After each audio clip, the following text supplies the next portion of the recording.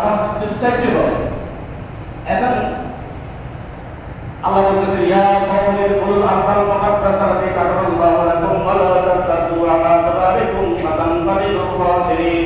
আল্লাহ বলল, ও বনি ইসরাঈলা, তোমরা বাইতুল মুকাদ্দাসে প্রবেশ করো।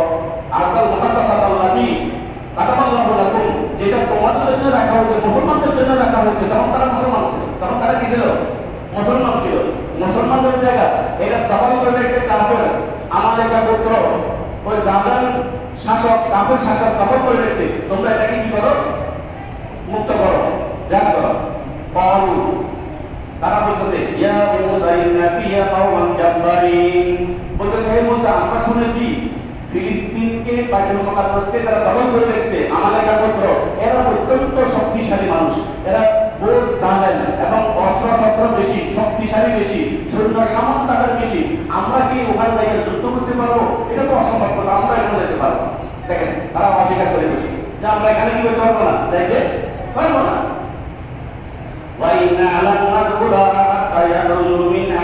আমরা কখনো বাইতুল মুকাদ্দাসে যাব না যতক্ষণ পর্যন্ত এই জালেম শাসক এখান থেকে বের হবে না। ওরা যদি বের হয়ে যায় তখন আমরা এখানে প্রবেশ করবো, আমরা প্রবেশ করবো না, আমরা জিহাদ করতে পারবো না। আচ্ছা, এবারে যখন আবার তাদেরকে মোতালবি বুঝাইতেছেন, তাদের মধ্যে থেকে একজন দুইজন যারা কিছুতে ধর্ম কর্ম মানতেন তারাও বুঝাইতেছেন না চলো আমরা জায়গাতে জিহাদ করি, জিহাদ করে সেটাকে কি করি? মুক্ত করি। তখন তারা কি বলতেছে? ক্বালু ইয়া মূসা ইন্না লান নাদখুলাহা আবাদান মা দামু ফিহা।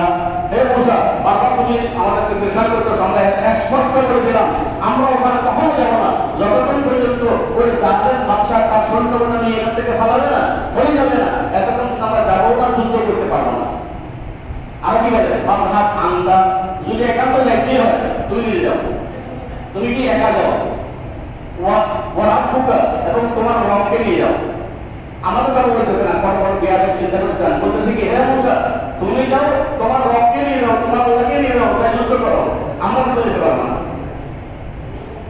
তোমরা তোমাদের কাছে কি করো? যুদ্ধ করো। ইন্না হাউনা কায়দুন, আমরা এখানে বসে দেখলাম, আমরা সিলাই উপত্যকায় কি দেখলাম? বসে দেখলাম, আমরা যেতে পারবো না, তুমি যাই তোমার রবকে নিয়ে যুদ্ধ করো না।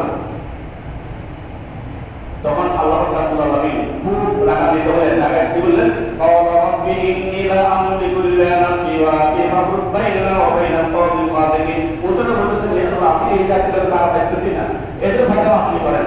তখন আল্লাহ বললেন ক্বালা ফাইন্নাহা মুহাররামাতুন আলাইনা 40 সানা। আল্লাহ বলেন আমি তোমাদের জন্য বাইতুল মুকাদ্দাসকে 40 বছর জন্য